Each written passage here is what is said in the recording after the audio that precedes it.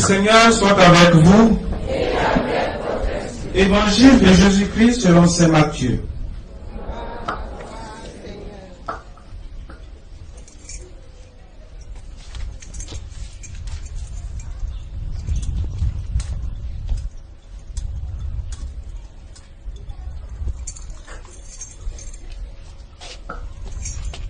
Et vous asseoir pour écouter la bonne nouvelle.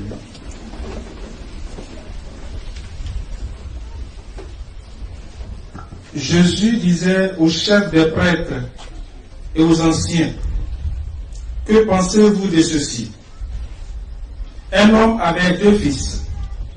Il vint trouver le premier et lui dit, mon enfant, va travailler aujourd'hui à ma vigne. Celui-ci répondit, je ne vais pas. Mais ensuite, cet homme répondit, il y alla.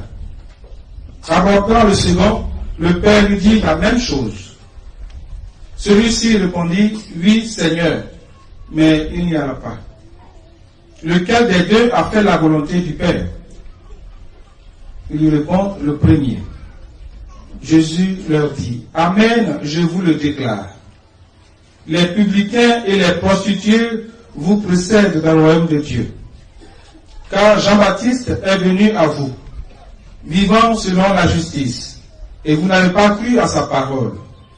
Tandis que les publicains et les prostituées y ont cru. Mais vous, même après avoir vu cela, vous n'êtes pas repentis pour croire à sa parole. Veuillez vous mettre debout. Acclamons la parole de Dieu.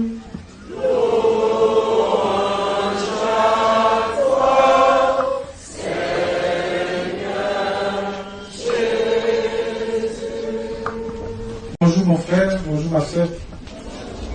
Bon dimanche à tous et à toutes. Merci d'avoir répondu à l'appel du Seigneur. Pour ceux qui nous écoutent aussi à travers la radio. Je fais un effort pour ne pas être long. Et puis après, donner les directives pour cette année, comment nous allons travailler cette année. Et après la messe, il y aura la réunion de chaque groupe. Donc je préviens maintenant, quand on va dire réunion des femmes, si tu es femme, il faut aller à la réunion. Si tu n'es pas femme, tu vas à la maison. Quand on va dire réunion de tous les jeunes, si tu es jeune, tu restes, si tu n'es pas jeune, tu vas à la maison. Ainsi de suite, quoi. Alors mes frères, mes sœurs, en ce 26e dimanche du temps ordinaire, le Seigneur, notre Seigneur à nous, notre Maître nous exhorte à revenir à lui. Mais nous sommes allés où? Nous avons pris tout droit le chemin de la mort. Et vous savez que le péché, c'est la mort. Il nous demande de nous convertir. Cela veut dire quoi? De laisser tout ce qui est mauvais et de prendre le chemin du Seigneur. Voilà le message fort d'aujourd'hui. 4 choses. Dieu patiente. Il patiente. Et il patiente. Et il attend toujours. Il croit que sa fille, son fils, ses enfants vont changer de comportement. 2. Il demande à ce que nous puissions pardonner à nos frères et sœurs qui vont se convertir. Vous savez, c'est pas facile. Dans la Bible, quand on parle des publicains et des pécheurs, c'est-à-dire ils sont déjà étiquetés. C'est-à-dire, chez les Juifs, dès que tu as fait un péché, c'est public. La plupart des péchés chez les Juifs, dans la Bible, c'est l'adultère, l'impureté. Donc, dès que on sait que tu as fait ce péché, tu deviens public. C'est public maintenant. Tout le monde sait. Et donc, pour les Juifs, tu restes pécheur jusqu'à ta mort. C'est ça que c'est les Juifs.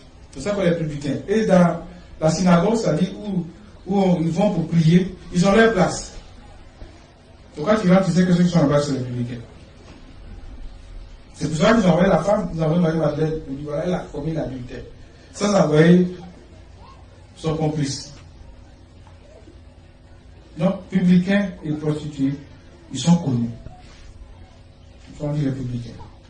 C'est pour cela que le Seigneur a dit, si vous ne voulez pas changer, les publicains et les pécheurs vont vous procéder dans leur vie. C'est de cela qu'on parle. C'est ça. Donc il dit, Si le publicain, si le pécheur, ton frère qui a mal fait, qui a mal agi, s'est converti, il faut pardonner. Au contraire, il ne faut pas promener son affaire. Tu vois ce que je dis? Promène son affaire. Et je voudrais que ce ne soit pas nous, chrétiens catholiques, qu'on promène. Parce que tu promènes pour ton ami, pour ton frère. C'est ça la parole de Dieu aujourd'hui qui nous donne l'occasion de dire, si ton frère a fait quelque chose, approche-le, aide-le. Mais si tu ne l'as pas fait, quand ton tour arrivera, ça va être très difficile et compliqué en même temps. Troisième, si notre vie au Christ n'est pas engageant pour le service du royaume, notre privilège sera accordé aux autres, c'est-à-dire les publicains et les prostituées, je vais les dire. Nous sommes tous rassemblés ici, Dieu nous bénit chaque jour. Il dit, vous qui venez écouter la parole de Dieu, je vous apporte bénédiction et grâce. Mais si on se laisse avoir, si le oui qu'on prononce chaque jour, on ne le respecte pas, alors c'est les autres qui vont prendre. C'est ça, il a dit, les premiers seront les derniers, et les derniers seront les premiers. C'est de ça qu'on parle. Ce n'est pas le fait d'être toujours à l'église ici. Ce n'est pas le fait que tu viens dire la messe chaque jour ici. Ou bien tu viens de la communion. Ce n'est pas ça qui fait le chrétien. C'est les actes que tu poses à la maison, dans le quartier, au travail, même en communauté, c'est ce qui fait le chrétien. C'est ce qui fait le chrétien. Alors donc, cette année, je voudrais que nous puissions, entre nous, vivre dans l'harmonie, comme le Seigneur nous a demandé. Et puis, deuxième, nous engager. Que le oui qu'on va prononcer cette année-là, qu'on puisse respecter. Qu'on fasse un effort pour respecter. Le oui qu'on donne au Seigneur, qu'on s'engage pour respecter. C'est pas facile, mais c'est possible. Donc, par exemple, tout à l'heure, par exemple, nous allons commencer les volontaires pour aider la paroisse financièrement. Parce que je suis en train de dire maintenant, si nous-mêmes on ne fait pas attention, comment on va faire aujourd'hui, avec ce que nous avons fait comme cotisation, tout ça, aujourd'hui, la paroisse qui est quasi paroisse, on a fait un prêt ici. Cela veut dire que c'est une paroisse. Mais si on n'a pas mis ensemble pour pouvoir construire ce petit bâtiment qui est derrière, comment on allait faire? Mais c'est des volontaires. Et puis c'est pas ceux qui ont les millions, les milliards qui ont fait. Vous avez vu comment on a s'organisé ici? C'est le 1000 francs, c'est 500, c'est ceci, et puis un paquet de ciment. Voilà comment nous avons évolué. Quand le père est passé hier, il dit, je ne suis pas venu à café tout, mais c'est sérieux ici. Il dit, oui, ici nous sommes au sérieux. Quand les pauvres se prennent au sérieux, ils vivent longtemps, ils vivent bien. Parce que le pauvre qui ne prend pas au sérieux, il a envie de riche. Il dit, écoute, il vient, il a la voiture, il a ce qu'il porte. Tu sais où il a pris? Vous savez qu'on achetait un petit poisson, mange, met un peu l'eau dessus, puis il faut dormir. C'est bon. Que cette année, ce soit un engagement vraiment volontaire, maintenant efficace, parce qu'on compte sur toi. C'est la paroisse, on compte sur toi. Tu dis, chaque matin, tu vas envoyer de l'eau, le cœur va se laver. Et ce matin, je lève ta tante, il n'est pas avec. Tu demandes de faire les discours. Mais attends, le temps que tu ne viens pas là, j'ai vu un autre m'envoyer l'autre me laver. Et puis en plus, tu as l'audace, tu as le toupet de fâché. Tu cherches l'autre pour me laver, tu ne viens pas avec. Je demande à quelqu'un de m'envoyer me laver. Toi, tu te plais. Pourquoi elle est venue? Pourquoi? C'est moi qui dois donner. Moi, je t'attends jusqu'à quelle heure pour pouvoir me laver? Moi, si vous voyez un peu, je n'ai pas la parabole. Et souvent, on est nombreux comme ça. On t'a confié un travail que tu vas faire. Quelqu'un d'autre a pu faire. Qu'est-ce qu'on fait? Seigneur, merci. Non, toi, tu te fâches. Et puis, tu dis, moi, j'aimerais plus le même. Le Seigneur se dit, je m'en fous. C'est moi l'église, tu vas envoyer le procès, le plus haut de la honte. C'est ce que le Seigneur il dit. Donc, les prostituées et les publicains qu'on traite de, comment on appelle, de mauvais, et ils se convertissent. Sur la croix, le larron a dit quoi? Nous, on a péché, toi, tu n'as rien fait. Aujourd'hui, pense à moi. Le Seigneur dit, aujourd'hui, même tu seras avec moi. Le fait qu'il a dit, il s'est converti, il est allé au ciel. C'est ce que nous avons fait. Parce que chez les Juifs, quand il n'a pas fait de péché public, toi, ton ciel est clair. Voilà comment c'est ça. Tu vas faire le péché, on ne sait pas que tu as péché, tu es là, ton ciel est clair. Le Seigneur dit, c'est faux. Si tu es resté dans ton péché, là, et que le jour du jugement, là, où tu dois aller, tu iras. Mais si tu es pécheur et que tu t'es converti, alors quelque chose se passera pour toi. Quatrième, nous devons être obéissants et humbles, comme le Christ, notre Maître. Philippiens 2. Si vous avez la maison, ceux qui aiment lire la Bible, il faut lire. On dit de sa condition de Dieu. De Dieu. C'est-à-dire il est Dieu. Il est Dieu comme le Père. Il est Dieu comme l'Esprit Saint. Il est Dieu. De même nature, comme on dit, comme le Père. Mais il n'a pas revendiqué le rang qu'il est à Dieu. C'est-à-dire, comme on le fait d'habitude, il a dit, moi, je suis comme toi, pourquoi tu vas m'envoyer ou tu vas faire telle chose? Jésus n'a pas revendiqué. Lui qui est Dieu, il s'est fait fils, il s'est fait homme. C'est comme si tu as un chien à la maison, tu dis, bon, comme je vais communiquer avec le chien, je deviens chien. Mais je dis ça pour que tu comprendre. Je deviens chien comme le chien. Donc il a la voix matin, il dit soit comme le chien. Oh, oh. Et c'est ce que le Seigneur a fait avec nous les hommes.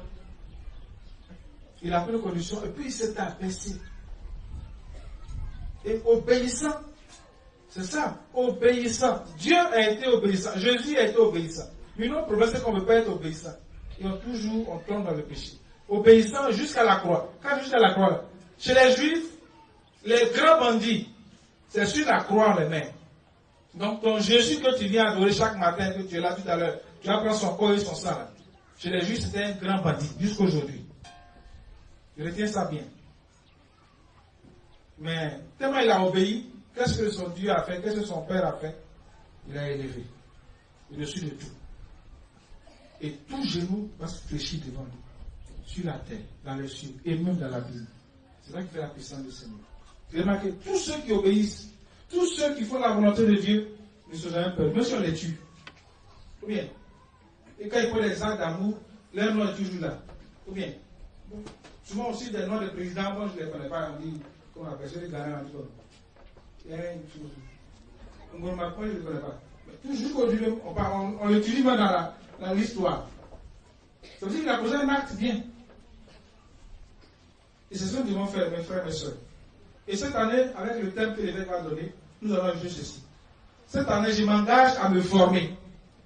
Parce que vraiment, on dit celui qui est mal formé, il est dangereux. Très dangereux. Mais ça, pour la société, mais pour l'église, c'est pas grave. Très très grave même. Ça, si vous voyez un peu, très grave. Parce que c'est spirituel, on ne voit pas. Pour nous, la société, on voit un peu. On peut dire, non, mais tu vois, tu dis c'est rouge, c'est vert, je vois. Or, spirituellement, on ne voit pas. À quel moment tu vas te rendre compte qu'il t'a eu, tu es déjà parti. Nous former, s'informer, connaître son église catholique, les coutumes, comment je peux appeler, la discipline de l'église. Il faut connaître. C'est vraiment faire un effort pour connaître. Il faut qu'on connaisse ça. Ça va nous aider.